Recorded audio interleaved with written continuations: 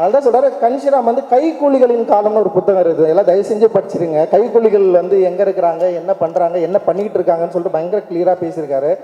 So Kanshi Ram வழியில் வந்த நீங்கள் கைக்கூலியாக மாறாமல் இருப்பதற்கு ஒரு மிக அற்புதமான திட்டத்தை நம்ம உருவாக்க வேண்டியது இருக்குது. அந்த திட்டம் என்னவென்றால் திருமதி ஆம்ஸ்ட்ராங் அவர்களை வெற்றி பெற வைத்து சட்டமன்றத்தில் அனுப்புவதுதான் அது நம்முடைய திட்டமாக இருக்க வேண்டும்.